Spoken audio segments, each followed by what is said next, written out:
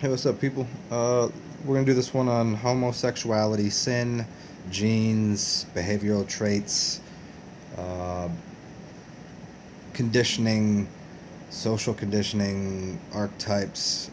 We're just gonna do a whole slew of things here, and to understand what dis-ease is and what the essential self is, and where all of these ideas come from. And obviously, I got to dip into science a little bit here, the lies of it, and scientism, and what they're selling, because it's always about selling a society and selling fear and selling propaganda and consuming things, and there's more things to consume. That's going to be a really long road to wind for people to get to really what, if there is like an ultimate agenda, which I'm not going to dive into, but I will say certainly, um, starting at the beginning, we all live in sine, sin, sine waves. Sine waves is sin. I'm not talking biblically, although anybody that wants to use the Bible for this kind of stuff, feel free. You just aren't aware of the esoteric understanding, or the um, what it really means in the sense of spirituality, what the Bible's saying. But again, living in sin is living in a sine wave. Living in a sine wave is what gives us frequency, so it gives us energy. Um, Now, what is that in relation to health, well-being, and disease? And what is diseased about something? What is morphing? What are genes? Um, the expression of physical attributes from your parents is genes. Beyond that, any behavioral tendencies have nothing to do with genes. And anybody to start claiming that is it's a sale. It's a giant sale. You have to understand why they're doing it. I mean, even if you don't, just be keep it really simple here. If you produce an offspring, a child, and put it in a different environment, it will be the environment will cause it to respond to it. It will keep physical traits, but the lineage, uh, the heritage of that. If you put a child that speaks English in a Chinese culture, believe it or not, they're gonna speak not English. They're not gonna know how to do that. You can take two parents that were so good at the violin, send them over to parents that, and skinny too, skinny and plays the violin. Send them to fat parents who know how to eat buckets of chicken wings, and that don't do anything, no activities, bereft of activities. I'm gonna go out and guess that child is not gonna participate in playing the violin, won't be very good at it, and is not gonna be skinny anymore. Environment will have a major influence. All these ideas of genes and what it's caused, uh, being there's a bigger thing to it. But even if we're not going to go that far with this today. That this isn't for that discussion. This is for what gay means, what homosexuality means, what the essential self is. Homosexuality is to be singular, and singular of sex, and the essential source of self is single sex. So homosexuality, it would be asexuality in actuality. If we really got to it, asexuality would be being in the mindset of the Godhead, sitting there, breathing prana, doing nothing, imagining the world, and then dipping into the sine waves of sin, dipping into what we call this experience. Now, in that experience, what is a condition or a function of health, of we can morph things that are still healthy. We can alter things that are still healthy, but then we can also get into when we are um, devolve. Not and devolving isn't the right word. It's at the tip of my brain, but it's when something changes. Like if someone's hands start to deform, a deformation is what I'm getting at here, because a deformation or a deformation is the opposite of health. It's going in the opposite direction. A deformation is disease. is to not have an ease with. Now, there's different levels to physical and mental disease. And the term gay initially meant happy, right? But we've even adulterated the term. We see gay men being out, being happy, but why is it that lesbian women are not the happiest? Right? They're usually the angry ones. They're angry about everything. Now this goes into cultural conditioning, societal norms, and parental, the influx of parental information that causes people to act a certain way, causes people to act. So they're created out of environmental stimulus, mental ones. So gayness as a dis-ease is not what I'm saying completely. I mean, if you understand the word dis-ease, like, no, there's plenty of things. Everyone is dis-eased at times to certain things, but what amount of their behavioral tendencies actually qualify them? Let me try to rephrase that. I don't define myself as a straight man. It wouldn't be what I do, but most people that are gay would say I'm a gay man. That would be a definitive factor that would be an overarching concept that they would use to label and define themselves. It would, I don't walk down the street going, yep, I'm gonna go. I'm so straight. I don't do that. I don't. The way that I dress and hold myself, it's not displayed in everything I do. But you find somebody that, and again, this is one far end of the spectrum. I'm not suggesting that all people that are gay do this, and I'm not suggesting that all people that are straight aren't walking around like fucking machismo, like I'm the alpha dog, top shit. Like those are both diseased things, is what I'm saying. Disease of the mind, and how it is that people behave based upon what environment they grew up in, and those regurgitation of stimuluses, like the types of things, like if you grew up with two parents that were all, again, this goes into control dramas. Use these control dramas of what you see in the Celestine prophecy as the aloof parent, the questioner, and I did this in the last video too. I just off the top of my head I don't remember the names of the other two, but those things are applied as energies to cause a child to come out in a different direction. It's always said that parents that are very hawk-like parents, people that are hover parents, that they're helicopter parents, will cause children, this is pretty much studied and well shown, that will cause children to become better liars. They're creating the opposite. They're creating sociopaths.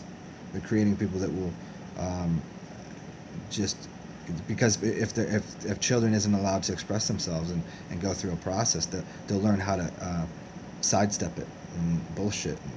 And so in the same way, if you have parents that are, this goes into even like the dominant father and the non-existent mother, or the grandmother that was there because the kid was adopted by the grandmother. And so there's these heroes and these, we'll get a little farther, there's heroes and there's villains everywhere in the dual world. And so people are sometimes attracted to the hero and sometimes attracted to the anti-hero. And sometimes those personality traits come out that way. And those personality traits are, I'm attracted to that. I'm attracted to, that's a big, strong man. That's what I like. Well, why? What is that something that you were missing in your upbringing? And so these are the types of things that go into causing the way that people, they're because attraction is all going to be, okay, here's some dopamine, here's some serotonin, here's some, all of these things, these chemicals that are being produced in the brain because of what we see and what we observe and how we interact with society, with what's around us in society, and the stimuluses that we observe a certain way will cause us to have a certain feeling about something. And it's not even necessarily a feeling, it's more of a, as I've explored this in many of my other earlier videos, feelings are much different than emotions. We have an emotion towards, because the actual feeling that one would have about something is way different than the emotion. The emotion is an outpouring of past and future expectations, past experience and future expectations, and so a lot of these, what we define as in the science community is trying to take hold of and say that it's gene based. No, it's, if your parents are fat asses, you'll probably be a fat ass. You're bred into it. Like, they give you that. They give you those behaviors. And how do you get out of that at 5 years old? You're 200 pounds at 5 years old. How what do you think's going to happen? They don't have a choice. They don't have a say in the matter. If you have a parental situation, you have a societal situation. And I'll say this again just to make it easy. And I've used this quote so many times, and Jiddu Krishnamurti, it is of no matter of health to be well adjusted to a profoundly sick society. So we live in sick environments, and it's only through, I don't know what it is, something through the spirit, something through the higher self, that some people break free of the sickness, that get out of the dis-ease. I mean, well, not all of it, but like to a degree, to remove themselves mentally, physically, emotionally from the disease causing agents, or to be in, it's like people that can be in an environment that is completely chaotic but be just still, or they can be in an environment that's very sick and be healthy, and that there's only a few of those people that can do that. But the majority of people are so hopelessly enslaved to the ideas that they've been sold, and this gets into why this sin world, this sign world, this shadow world is subservient to the belief systems we've been entrained to participate in. You could change your belief system. Would it be healthier? Would it? And it always goes back to this, and why you can see that homosexuality, is a disease. I mean, we can get into a parthenogenic recreation of a woman creating out of her womb, and that the male's penis is just a clitoris expanded outward. But then I'm like, well, the clitoris isn't throwing out semen, so I think some people that are in this parthenogenic thing haven't really, they're making a claim that they really don't fully understand. We'd have to go really far back and really far up to be the primal source of creation. So we're not going that far because we're not there. Are there women out there that can procreate on their own through a magical seance? And probably, maybe. I don't know. I've never met them, but there's a possibility. I wouldn't doubt it. But as a whole unit of what's going on this planet, 99.99% of us, because that's what we can deal with, it seems to be that the health or unhealth of something, and what homosexuality is it doesn't procreate. It doesn't give a lineage. It can't. And so therefore, if you can't recreate out of it, if you can't make another generation, then it's diseased. It's unhealthy. The whole purpose of life is to continue it and to make it go forth and to cycle it. Well, then somebody wants to, somebody comment, well, we're in a mental landscape, and some things should be well, that's fine, okay, but we're not dealing with mental, like, no one's sitting here levitating, no one's doing real high level magic in front of us. There might be some people that are doing it, just like there's some people that are procreating on their own, but the majority of us, the people we're speaking to, is like this. I can't tell everyone to become a breatharian tomorrow. I can't tell people to drink piss tomorrow. You have a meat diet and you're 400 pounds and you're eating cooked food, and I'm like, yeah, just go start drinking your piss. That's insane. I couldn't do it. It's ridiculous, right? In the same way, to go from the confusion of the mind in somebody that finds attraction to the point that they want. Do you know how much it hurts to stick something in your butthole? Like doing an enema, even that tiny little thing, not a good feeling. It's not loop it up as much as you want, but I'm like, I don't know. It's and just getting back to that, like, two women. Okay, why can we accept two women a little more easily than two men? Yeah, because it's sexy, and what man wouldn't want two females? And there's no injury that could occur there. There's no, you know what I mean? as much as they don't fit together and not procreate, it's just societally accepts it a little more. But once again, it's just as diseased. It's just as diseased. And I'm not suggesting, it's just as sinful. And disease and sin, we live in sin, and we live in mostly disease and sin. So everyone's diseased to a degree. What can be healthier? What would meditating, would drinking your piss, would staring at the sun, because somebody asked me this question, would these things be helpful? Maybe. Do you desire an ease of the mind? Is there a problem in your mind that with homosexuality? Is there a problem with being gay? No, there's not a problem with being gay, but I mean, would more pleasure be derived from I mean, as what seems not normal but healthy to me, the feeling of breasts in my hand and the feeling of a warm, wet vagina around me, to be in intercourse with a woman, it's tantric and spiritual and procreative, and it's wow. I don't see how you can. It doesn't. I'm not saying it's not spiritual. I'm just saying that the highest level of things here. And see, I feel like I'm trying to talk to this one person specifically about, what if it's not having a problem in your life, go do it. But if there's a question as to, is there a healthier thing? Is there a higher level of feeling of spirituality? I think so. I think there's obviously a much higher level of spirituality to being involved in the union of pulling what is what they call opposites together. It's binding the two forces. You don't take two poles, you don't take two electrical poles and stick them together. It doesn't work. You take a pole and a hole. You take a magnet and electric and put it together.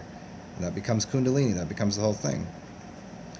So, it's, see, when a man and a woman have intercourse, let's try it this way. It's complete union. And there's pleasure 100% on both parts. When it's good. When there isn't a dominator and a submissive. But in any form of homosexual sex, women on women or man on man, there has to be a dominator and there has to be a submissive. Someone is forcing something. You have to force a penis into an asshole. You have to dominate that. As much as a man says and might get off from, there is forcing the issue. There's no forcing a dick into a wet vagina. It's pleasurable at all for everyone throughout the entire experience. There's no domination. It's a circulation of energy. So in that sense, how do you getting back to source, like what is the essential self of creation? What's the essential feeling about things? How do we eliminate our programming? Because it really has to do with deprogramming. If we all deprogrammed ourselves, look at animals. Everybody's going to get in. There's some gay animals. No, it's just you can't use the few outlying things that have been decayed and deranged to cause the rule. It doesn't work that way. We can't use the most diseased, decayed, unfunctioning thing. It's the reason if those things are gay in society, in homosexual, in the feral world, which I don't know if you'd see them, because I don't know too many people that have went out into the feral environment and seen these things happen, but they're not procreating, and so that lineage, that thing doesn't live on. It's just like the albino and certain species will never procreate with another albino because they know it's a weaker version. So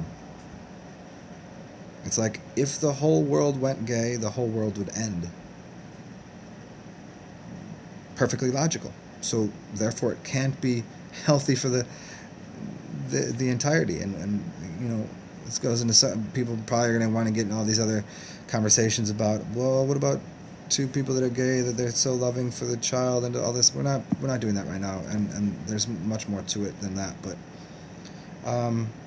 hopefully this has answered a couple questions about that. And once again, as always, if it's enjoyable to you and it's serving you on your path and your purpose, have fun with it. Do what you need to do. But if you do have some search for a higher source of spirituality and things, and health, and there seems to be, it appears to be, the union of things that are, uh, complementary. A man and a woman complement each other. They're not opposites. And you know, and until you're hermaphrodite or asexual, or the Godhead, then sex is different to you. But until then, cheers, y'all.